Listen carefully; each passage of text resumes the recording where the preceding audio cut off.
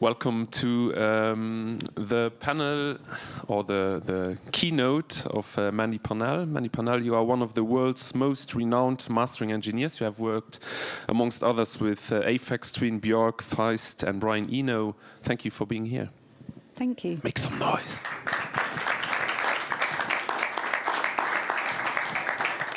Mandy, when talking to people about mastering, I often realize that many have a misconception of what mastering is all about. Many think it's simply just about making things louder, but I think there's much more to it. Could you explain to us what it is you really do? So for me, coming into the industry 30 years ago, really my main role is to see myself as an objective set of ears to the production team. So I'm the first person that's going to hear it outside of the production team and give critical feedback based on what I'm hearing sound.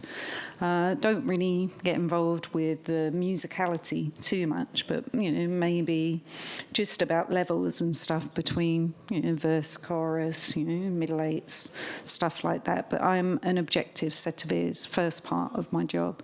Second part of my job is to take the production to the public, so checking that it's going to work across different platforms. So when I started, it was mainly about vinyl. When I came into the industry, that was our format. Then it went from vinyl to CD and now to streaming platforms. So I'm just going to check that everything's going to work. And then the fun part comes, the artistic side of, actually doing something artistic with changing the sound. So that's the last part of my job. What about the ears part? When does that happen? Does it happen when the mix is finished, or do you get involved earlier when they are still in the studio where they still can change things? Sometimes I'll get involved sometimes midway through a project. With some artists, I might actually go into the studio, or they might come to me or send me stuff, and I listen to it. Sometimes I get involved at the final stage with some artists, like with Björk. I'll fly to Iceland and work with her at the end of the production, just doing the final tweaks of the mix with her to get it where she's looking for. It really depends. To me, each project's different, and it's budget reliant, because they're going to be paying me for my time. But I think the key is to be brutally honest. If something isn't going to work, to be able to open it up and ask them to remix to get it to work. We had this listening session earlier today, and one thing you said, which I thought was remarkable, was I don't want to be a doctor. So you don't want to fix things that were not done properly in the mix? I mean, no. We can get mixed to a certain level without me having to worry about that. They can do it in the mix. Often now with bedroom production, I tend to have to ask people to remix a lot more than years ago. Years ago, when I started, they would go into a professional studio to mix. So I was trained that we didn't really need to do much, that the production team would be very happy with the mix, and it was more about transferring the mixes from one medium to another and keeping the integrity of the mix. Whereas now I find that I have to actually get a lot more involved and doctor things. So I'd rather open it up with the team and try and educate the young producers and engineers to get a better mix, give them ideas of what they can do to make their environment better, to make their mixing better. Is it important to have a musical ear as a mastering engineer? Yeah, I suppose so. I don't know. Yeah, it's not something purely technical, you would say. No, I mean, my job is emotion, I'd say, not technical. It's about transferring emotion. I mean, I need to understand the technical side of stuff, but I think it becomes more technical when I have to doctor things. But there's technical stuff involved in it. I suppose you get to a point where you stop thinking about technical. because you just know it. You know your tools. They're just tools, but you know them really well. So you're thinking about the musicality, the intention of the mix. It's understanding where that piece of music is going to fit in the ethos of all the other music out there and how we're going to achieve that. Also, during the listening session, you said something interesting that you can admire or enjoy a piece of art as a standalone piece of art, but as music also has to work on the radio and on Spotify and elsewhere, it has to somehow fit into playlists, and you have to get it there to the other pieces of music out there. That's right. I mean, it's, a piece of music is not going to be played on its own very often. Maybe personally in our house we might just pick one track and play it. But often, it's going to be in a playlist with other music. So it needs to fit and work with that. I had a situation where I was driving the other day and a Destiny's Child track came on after this very modern R&B track. And there was technical problems with the Destiny's Child track, and I was really shocked. I really didn't expect it. And there was phase issues, there was cancellation issues, the main vocal had pushed back. And because when it first come on, I didn't realise who it was. And I was like, oh, I should let these people know that it's not working on radio, And then when I realised who it was like, oh, well, they should have checked this. So the thing is, a piece of art works on its own, but that's not how we consume music. None of us have consumed music in that way, really. Just looking at one piece. You said that the third part of your job is the artistic part. What happens there? What is it you do artistically to the music? So what generally happens when I start a session, if the producer, artist, engineer, A&R are with me, we will often just listen to whatever I'm doing, album, EP, we'll listen to it. And generally I'll listen to it sitting on the sofa with them. I won't sit at my board. I won't start at the board, because more often than not, if you're sitting at the board, you're going to start changing things. So I sit on the sofa and we talk about the project. And often when we listen in that way, where we're not turned on to what we're going to do, if things are wrong, then our body will instantly know that they're wrong. So I often have a notepad and maybe make notes as it's going through, but often we'll listen in, just like I would if I was consuming any piece of music. So that's the first thing I do. And then I will look and discuss how loud we're going to go, because we have this thing that people want everything really loud. So we'll gauge on that. I'll decide where I'm going to start with the project. I'll look at what the best sounding mix is, maybe what the single is going to be, maybe start with that, and then just shape the whole project based on where I start. Often you'll get to the end, you might go back and change things. It's very open, but thinking about what the sonic picture is that they're looking for. From what they're doing, what their references might have been through the project, if they had any. Just opening it up to where we're going to fit it in the ethos of everything else out there. What exactly can you do? I mean, like in terms of depth, you use basically equalizers and limiters. Equalizers, limiters, compressors, But what can you do with those tools? Magic. Just to give, I mean, also people who are maybe not so familiar with these tools, the best how way, can you shape the music? The best way of seeing what I do is a very large hi-fi system. It's probably the best hi-fi system in the world, my system. I have 4 range monitors that are very large and very loud. And the EQs, I suppose it's a bit like you have your bass, mid-range, top end. So it's like that, but I have fine detail inside that. So but I can do a lot. I can change a lot. From a mix to the end product. The second step you've talked about is the different platforms you have to think about when mastering. So, I mean, there has been so many changes in the way we listen to music, from vinyl to CDs to digital to streaming and also back to vinyl. So, how has those changes, how have they influenced the way you have to work? I don't influence, yeah. I suppose the biggest change for me has been about levels, what I do with levels. It's very hard with the streaming platforms because they all ask for something different. And what we have to remember with them is they're all businesses in their own right. They're all about earning money. It's not like years ago where, you cut a record and it went to a pressing plant and it was down to a production team, Everyone knew how this medium worked. With the streaming platforms, they don't like to share what they're doing with us very easily. So our targets are very different for each platform, what the target is. And of course, record companies can't afford to pay for just a mastering for YouTube, just a mastering for Spotify, just a mastering for iTunes. They're not going to separate it out like that. And we've got probably about 8 dB difference across platforms.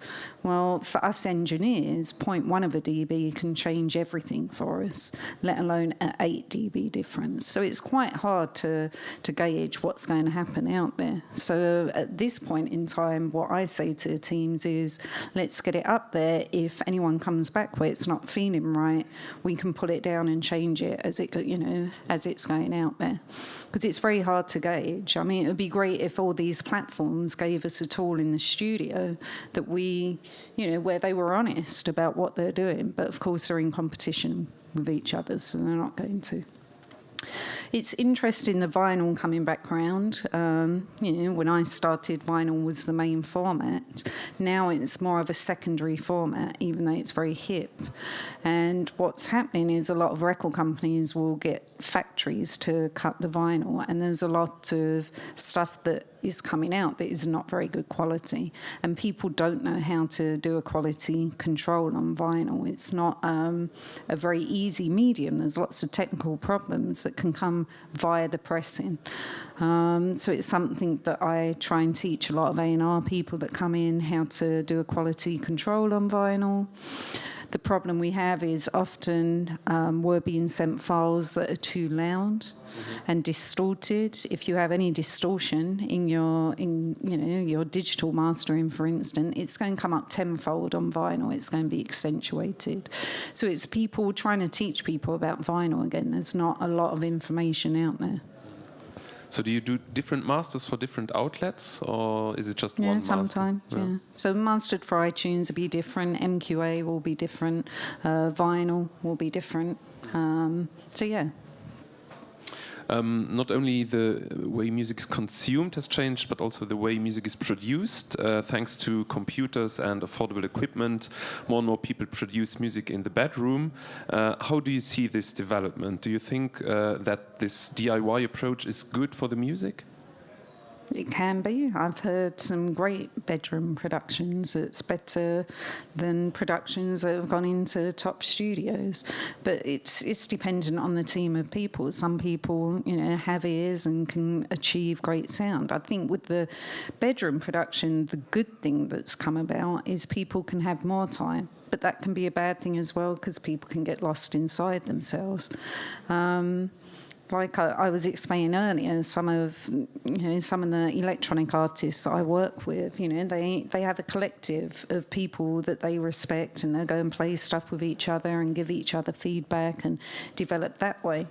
I suppose people shouldn't just really be out there on their own. They need to integrate in some way to develop, as an artist sometimes. I think the hardest thing is with the bedroom production is the monitoring setup, especially when it comes to bass and sub-bass. And often I'm having to send mixes back because they've got too much bass and it's not going to work. And I don't really want to have to take away too much out of a track to fix it, to get it to go across mediums. So often I'll talk about ideas on how people can set up their monitoring better, whether they can put a sub in there. I think the sub pack whole thing is an interesting concept that might help some of these younger... It's like a backpack. Yeah, there's ones that you can put on your chair, there's another one that you can wear here. It's quite an interesting concept because that's often people that are making electronic music, dance music, they're doing some very bad things because they can't hear it through the small little monitors. Years ago, when you went into a main studio, you'd have your mid-range, speakers or your monitors on the desk, but you'd have full range and you'd always check your bass back. Come into mastering, we have full range monitors, so they're going to show us everything. These small speakers don't show that. And headphones, some people can achieve a good mix on headphones, but generally not. It's not a good way forward. So are there any tips you could give to bedroom producers to avoid common mistakes? Well, I think there's interesting tools out there. There's some free software from some of the hi-fi magazines to be able to do sweeps of your monitors, and you can get a sound pressure meter on your iPhone, and I've tested it against a professional sound pressure meter, and it's pretty good. It's pretty much there. So I think being able to do some of these sweeps to see where problem areas are with your speakers, listen to lots of music. People don't reference enough music. It's if I go into somebody else's studio, I'll spend at least an hour playing music that I know really well, different types of music for different things. So I'll play things like Yo-Yo Ma and Bobby McFerrin just because of how much the decay moves, how long it takes for some of the decays. When it chops off, that will give me an indication of space inside the room, what the monitors are doing. I'll listen to Christina Aguilera Dirty because it's the most lethal track in a studio. It takes your head off. And if I'm sitting there and it's really pleasant, then I know I've got problems with the monitors. So it's understanding, thinking about these tracks that you know really well. It's we have emotional memory with sound. A great one is Bob Marley, Jamming. You play that song on any piece of system and everyone's going to do the same thing. They start moving. So it's just remembering what our body is telling us about sound. Nowadays, also the ways of listening to music have multiplied. Many people would listen to music on their phone, even without headphones, or on Sonos systems, on Sonos systems, or on their laptop, or I don't know. There are so many ways to listen to music. Do you have to also check a mastered track on small speakers, for instance? Yeah, a lot of the top producers that I work with, they will, in the studio with me, as we're going, transfer the tracks onto their phone and play it off their phone. Because they want it, their attitude is, I want to hear it how the kids are going to hear it. The thing is, we all become so technical about sound the more we develop into the industry.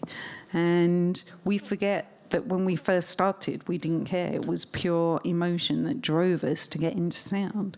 So to still experience it in that way, to make sure that the emotional intention comes out on the phone, comes out on the laptop speakers, surely is a valid point, because we all started listening to music on crap systems. Just because I've got one of the best hi-fis in the world, I'm just lucky. I guess you don't only listen to music in your studio. How do you listen to music at on my home? Phone. On your phone? In my car. I drive a Mustang, and I listen to a radio driving around. Laptop, my MacBook Pro. Yeah.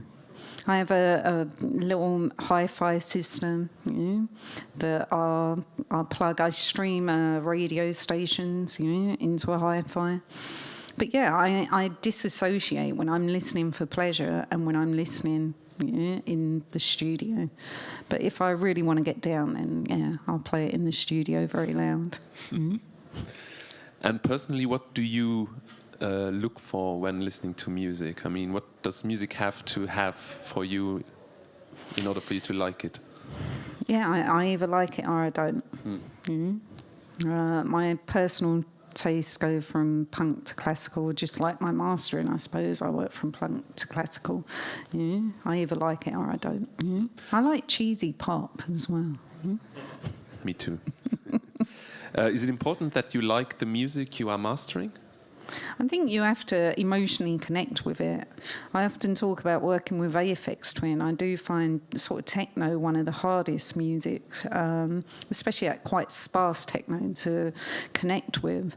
And when he asked me to work with him, it was very humbling. I didn't really understand who he was. I'd known him for many years. I didn't really understand how prolific he was inside the industry. And I'd get up every morning and press play to start working on it, and really couldn't connect with it. And then I'd worked all day with an indie band, and the whole band had been in. It was a really claustrophobic session, and I really was feeling out of sorts, wasn't relaxed. And I had an intern from Colombia with me that was with me for a year, Julian, and I said, do you fancy spending all night with me? And I think I'm going to do the Aphex Twin album. And I just dimmed all the lights and I had my own rave and off we did it. And yeah, he was really happy with it. So it's sometimes, it's hard. Some projects you need to pick when you're going to do it. When I did the Max Richter Sleep album, I did do it through the night. Over a couple of weeks, I went into a studio and I'd start at about 2 a.m. and work on it. So sometimes I just, if I'm not feeling it at that moment during the day, I might say to the client, you know what, just leave it with me. I'd rather do it then because it's going to work better. Were there artists you decided not to work with because you didn't like the music, for instance? No, I think that's really rude. My ethos is I should be humbled with any artist that wants me to work on their art with them. I need to, they're sharing their life's work, and they've asked me to help them facilitate that. So I need to be humbled by that. They picked me for a reason. I shouldn't be so arrogant to think that I can refuse that. So I try to facilitate as best I can. That's my role. I'm a tool. I'm like a hammer or a screwdriver. They are just asking, for me to help them. Is there any favorite project you've worked on? Favorite? I suppose, there's been moments where it's been more humbling, to work with Eno was a big thing for me. He was a producer that I had a lot of respect, listened to his ambient music as a teenager. So that was really fun to work with. Last year I got to work with David Gilmour, which, another one of my heroes. I grew up listening to Pink Floyd. My mum was a fan of the music, so that was really humbling. And of course, I've known the teams of people for years, and they're quite audiophiles, so it just meant that I had to do a tryout for the gig, and the fact that I scored it just was a bit of kudos for me, understanding that where I was trying to achieve in my career, I'd managed to get there. How long does it take you to master, let's say, an album? It can be anything from 2 days to a couple of weeks. Really depends on the project, what delivery formats we're going to. So if it's just digital files, it could be a couple of days. Really depends on the team as well, what they're looking for. If we're doing all the instrumentals and singles, and it gets a bit longer. But if it's just, say, 10-track album, we're just going to stream in, probably 2.5 days. And you were talking about a whole indie band being with you in the studio. Is that always the case, that the artists themselves are with you while working? Yeah, they can do. I'm open. I'd prefer people to attend if they want to attend. I'd never say no, don't do it. It's not a different price. It generally takes about the same amount of time. I don't charge for talking. There's this video online by Sound on Sound where you show a bit how you work, and you have this amazing, beautiful EMI transfer console. But you also use software. So what do you prefer, working with analog gear or with software? Analog, really. Yeah. I keep exploring MIDI controllers to work with plugins, because I find it much more intuitive to be able to turn something, this hand-brain coordination. Often when I'm using software, it's generally because I'm doctoring. There's only a couple of tools that I might use, for overall sonic picture with software. It's mainly tools for trying to fix a mix. Apart from the physical part that you can touch the knobs, is there a difference to the sound, in your opinion? Do you hear it when something is mastered analogically? Yeah. Yeah, I believe you get a different depth of field, back to front, left to right. What else do I think about it? I do a lot when it comes to analog with driving the transformers inside the equipment. So to get different distortions inside the analog equipment, and some of the distortions I really like. Which, with digital you don't, with some tools you do have some, I do like the Stephen Slate stuff. I think you can get a really nice sonic picture with some of them. I like the team of programmers, they make software plugins for, inside the DAWs. Would you recommend to bedroom producers to try out mastering suites themselves? Is it something you can learn just by doing it yourself, or is it hard to learn? I don't know. I don't see my role as somebody that should change a sound too much. So to me, they're tools to change sound. They're just, to me, it's an extension of the mix when you're doing that. You see, I don't really see that as really mastering. In a sense, you're just enhancing it, to fit with something else that's out there, which, we have to do when we doctor stuff. But yeah, people should explore all of it. I do find it interesting that you can just have a preset, mastering preset. That's sort of blowing my head away. Because I don't do the same thing on any track. Everything is different. If you went through my notebook of 30 years, there's nothing the same. There's nothing the same on an album from one track to the next. That's abstract to my brain. Preset. So there's a probability we might have self-driving cars someday, so you don't think there will be self-mastering software? Well, they have it, don't they? We have machines that are mastering, but in fact, I just did an interview that's going to be coming out in Billboard magazine about that. The thing is, it's about emotion, isn't it? So how could you send your track to a computer to master it? How are they going to understand emotionally what that track needs? They're just going to do a preset. It's just a preset. At least if you're in your studio putting a plugin in, you're going to make the artistic choice, rather than sending it to a platform that's going to do something strange. Okay, we don't have that much time left, so if there are any questions from the audience, I think we have a microphone somewhere. Yes. There's Jan. Don't heckle me. Hey. Because we were talking about streaming platforms and they all having different takes on their sound, what they want as an input material. Do you have any specific experience with what streaming platform would sound the best, if you could actually say that? Are we recording this? If we are, we have to edit it out because I'm not going to be liable. I did a listening session with some producers and engineers in the UK where we captured from all the different streaming platforms, paid and unpaid, all the big ones, the same tracks. We picked 5 different tracks, all big tunes that everyone knew. the consensus in the room that people liked the best was the free Spotify and free Tidal. Spotify free does some technical stuff to it, you know, that enhanced it a bit.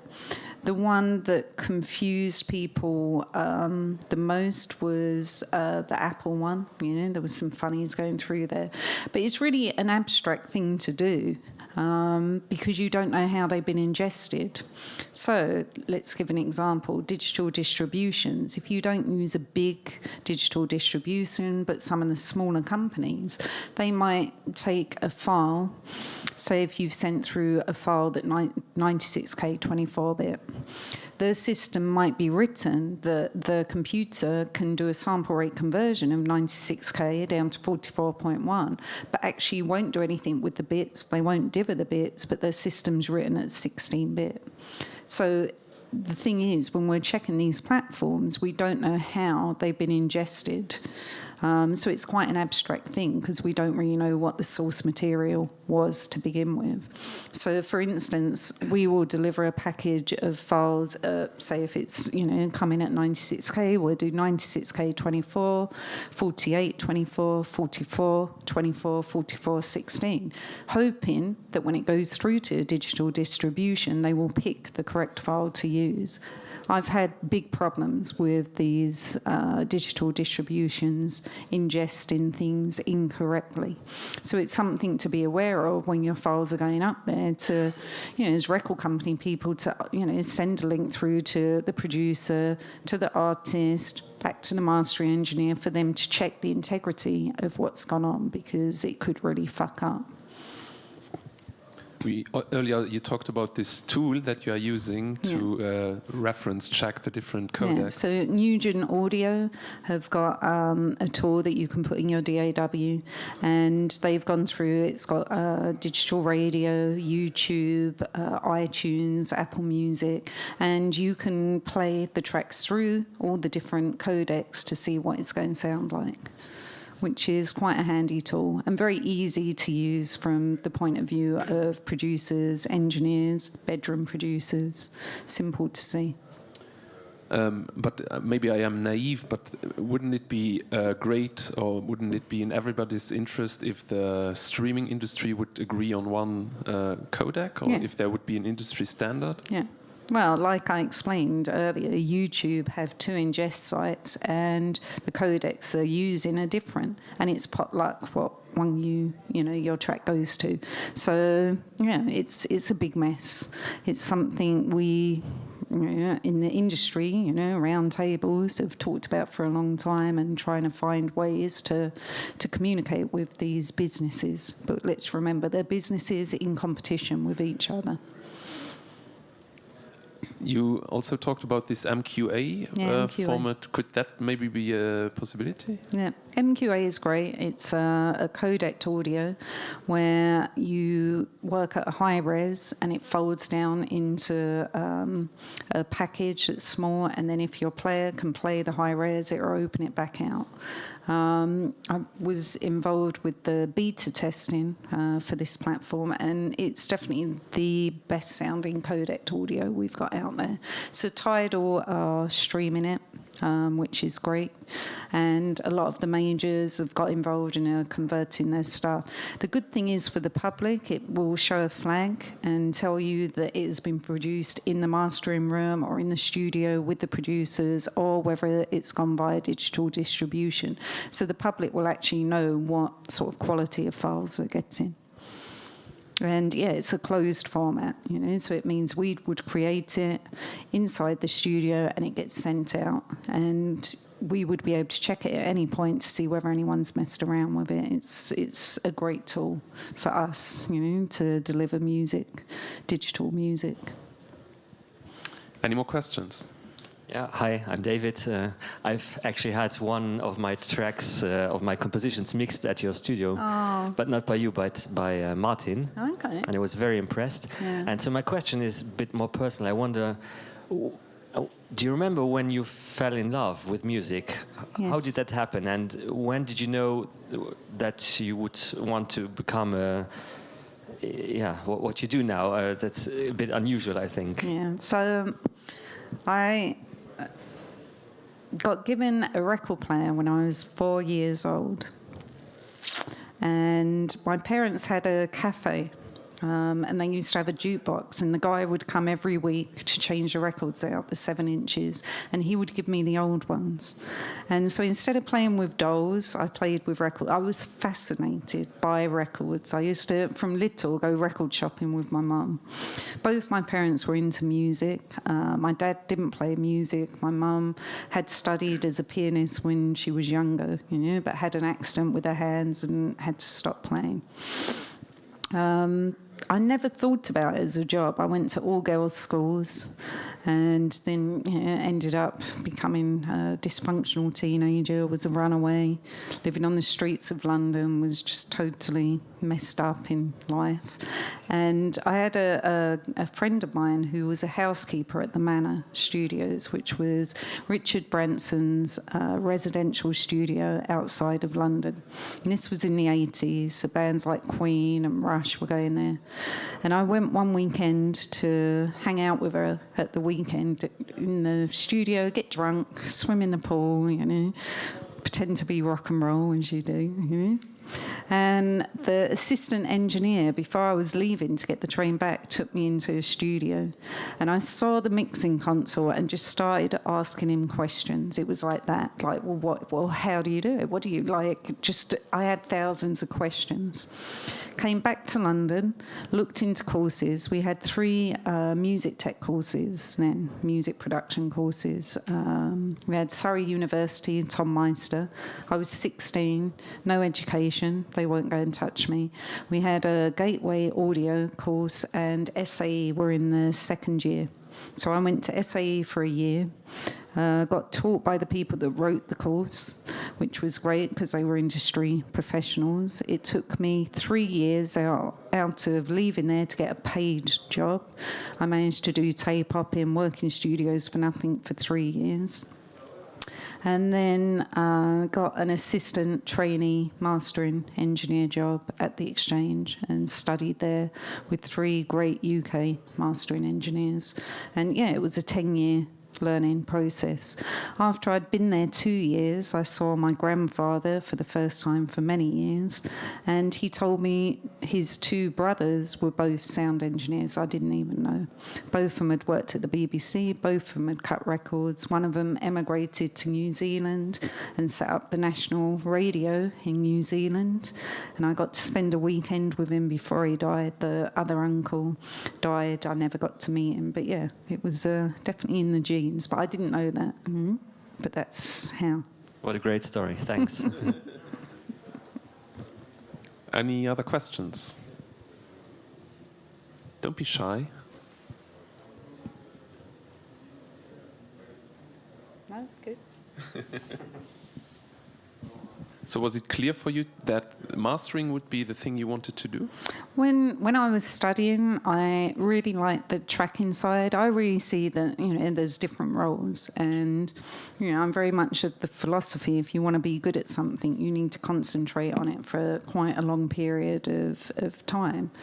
So I really liked tracking. I liked mixing a bit, but it wasn't my favourite. And we studied mastering, and we studied cutting records, like on a theory base, which I found fascinating. And I love finished product. I loved records. I loved finished products. So it made sense when I got the job at the Exchange. And I was taken on as the token woman. It was during Margaret Thatcher's reign, and she was all about women coming into industry and professional roles. And in the interview, they said, we want to take on a woman. And luckily, I managed to fill that. It caused problems later when they wanted me to be a studio manager. And I was like, no, I'm an engineer. I don't want to be a studio manager. But they came to me, not the guys, to ask me to be the studio manager. Very typical old school era. But yeah, I loved it. Absolutely, it's definitely where I wanted to go. I don't know many people who work in music production. Is it still a man's world, or is it? It's changing is it slowly. changing? We talk a lot about it. I think there's too much talk on it. Like I say, we need to go into schools to educate on these jobs for later in life, for everyone, not just for girls. You know. I think there's been too much emphasis. You know, I get, some people get upset with me saying it, but I think if there's something you want to do, then you go and do it, and you do it to your best ability. And if that's good for other people, then that's good. It doesn't matter, just as long as well, it doesn't even matter what colour we bleed. I always say we all bleed red, but even if somebody bled green and was good, would it matter? Doesn't matter. Mm-hmm. I mean, people are making less money with music. Would you still recommend going for music production as a job? No, I think this is part of the problem. So in the UK, we have over 200 music production courses. When I came in, we had 3. Just for an example. When I came into the industry, there was probably a studio just about in every couple of streets. There was professional studios everywhere. It was, it was easy to get work, really. Not so easy to get good paid work, but you could get work. Now we don't have them studios. So if we think we have 200 courses churning out students all wanting to come into the industry, and this is where this free society of music is coming from. So I say to them, well, make sure you charge for your work. Don't do anything for free, because you're just pushing the price down for everyone. Of course, the record company people, they're a business. We're all trying to earn money, but if they can get it cheaper, they will. So what I'm trying to encourage with the students is for them to have models that there's a fair exchange. If they work on something, that they get something back. If bands can't pay them initially, maybe they can set up a contract that if they get signed to a record company, they get paid. But we need to get away from this free society. There's people mastering tracks for £15 a track. I couldn't even switch my studio on for that. My equipment costs a lot of money. It needs maintenance. I've got secure, dedicated lines coming in, for the internet. That costs a lot of money. I'm not mastering out of my mum's, house. It's to have a professional studio costs a lot of money. So it's about educating. People don't share enough what they're charging for work. So what I'm trying to, ask people to do is be honest with students about how much they're charging for stuff, what's a realistic price to look for, what a mix engineer would charge for that job, Give them a gauge. Okay, a top mix engineer might earn this, but just, somebody that's got a small mix room in their house might charge this. So they've got a gauge of what they should be charging. We need to get away from this free society, this tryout society. You wouldn't ask a plumber to half repair a leak in your house. Why ask me to do a tryout for nothing? It's, it costs me money to set up my board. The first track of any project takes longer than the subsequent tracks. To ask somebody to do a trial mix, it's, that's, and not pay them for it. That's ridiculous. It's rude, really. I studied 10 years. It took me to become a mastering engineer. 10 years of working really hard. Why should I do something for free? You've mastered Pascal Schumacher's recent work. Apparently, David Yanni's work has also been mixed in your studio. Collaboration. So if people want to get their tracks or their music mastered by you, it's possible. Just write an email, or how do email. they do it? I'm a bit slow at emailing back at the moment, but email. Often, at the moment, we've just got back involved with Bjork with her virtual reality project. She wants to finish it for an album, deliver it as an album app. And so when I'm involved in projects like that, often everything else gets very slow around the studio because I go into another dimension. A good dimension, but at the moment I'm in virtual reality headsets inside caves and mouths and all sorts of things. Any more questions? David? Yeah, because I like good stories. What's the story behind the name of your studio? Ah, okay. So Black Saloon Studios, there's an elderly gentleman in the UK called Sean Davis, who was an engineer, mix engineer and mastering engineer for bands like Yes. He became the leading vinyl expert. He used to repair all the equipment. And used to come into Exchange. He comes across very proper English gentleman, but actually he's such a dude, and tell you really rock and roll stories, but you'd never believe it if you met him. And he has mentored me. He used to come to Exchange and repair all the equipment, and he would mentor me, through the years, teach me stuff. And when it comes to sourcing the equipment for the studio, he sourced my MI transfer console, he sourced my lathe for me, and just encouraged me to do it. The studio was in my house, and I was going to move and rent a space, and he was the one that convinced me not to do that, to keep working out of my studio in the house because of what was coming out of there. So the day that we did the first cut on my lathe, when, we'd set it all up, and, it took a week or whatever to install it and set it all up, he was telling me a story about his cars. Now, he collects these old cars, Lee Francis cars. They look like old gangster cars, with the big wheel hump things like this. And he's got one that's a convertible, and he calls it the Black Saloon. So he told me the story of how he didn't have the seats in the front, and he just put some cardboard boxes in there, and he got it working, and he lives out in the country, and he took it out driving with no insurance, with the top down, just because he was so excited that he'd managed to get it started, And I had a friend of mine with me, Gavrick, and he just laughed at the story, and that Sean kept saying Black Saloon, my Black Saloon, and I just thought it was such a cool thing. So I was like, I'm going to call the studio Black Saloon Studios. So it's after him, who's mentored me through my career. I just did a panel at the AES. I did a question and answer, and he was there. It was a mastering conference, and instead of them interviewing me, I got him to come up and I got to ask him questions, which was very cool. He's very much one of my heroes. Yeah, he is. Are there any more questions? Okay, time's up. Thank you. Give it up for Mandy Parnell. Thank you very much.